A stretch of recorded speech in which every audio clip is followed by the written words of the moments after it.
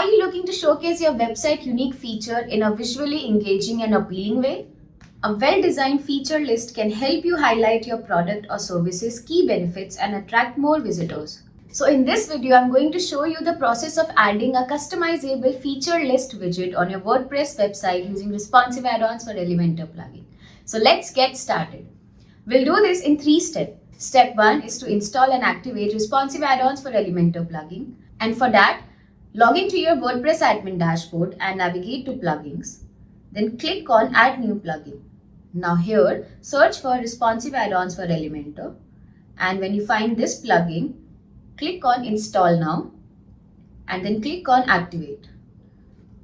Responsive add-ons for Elementor has been successfully activated. Step 2 is to add the RAE feature list widget. Now go to the page or post where you want to add the widget and click on edit with Elementor. Now here search for RAE feature list, and when you find this widget, just drag and drop it where you want to add it, and this is how it will appear by default. And step 3 is customizing and styling the RAE feature list widget. Okay, now let's start customizing the widget. So the first setting under content tab is content settings. You can add any number of feature items here. So from here you can copy the feature items, and from here you can delete the feature items. And if you want to add new feature item, just click on add new button. And when you click here, the settings will expand, and from here you can add an icon or an image to your feature list. And if you go ahead with icon, you get one more option, that is icon style.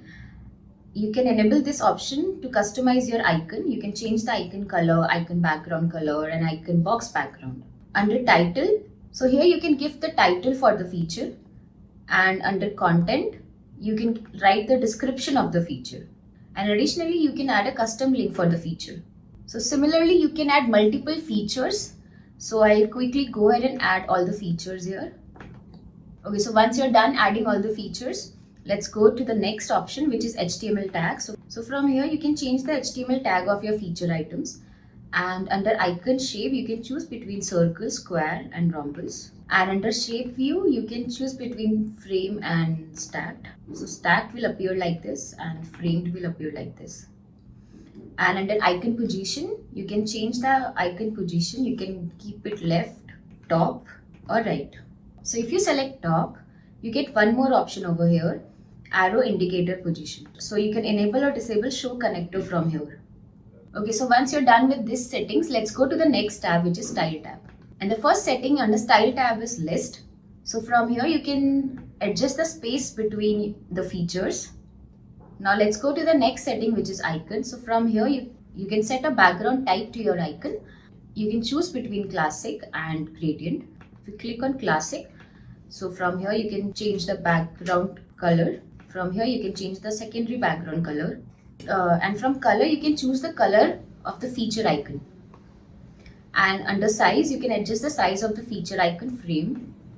And from here, you can adjust the padding of the icon frame. And under border width, you can add border width to the icon frame. And you can also adjust border radius to the icon frame. And you can adjust the spacing between icon frame and content from here. Now let's go to the last setting, which is content setting.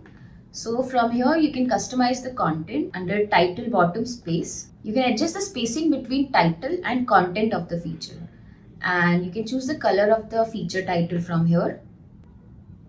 And you can adjust the typography of the feature title. And under description, you can change the color and typography of the description. So once you're done with all the changes, go ahead and click on publish. And once it's published, go ahead and click on preview changes to see the live changes on your website. So this is how my feature list will appear on the front end of my website. You can go ahead and play along with these settings and customize it according to your website needs. And that's how you can easily add a feature list widget on your WordPress website using responsive add-ons for Elementor plugin. If you found this video useful, don't forget to like and subscribe, and I'll see you in the next video. Till then, take care and goodbye.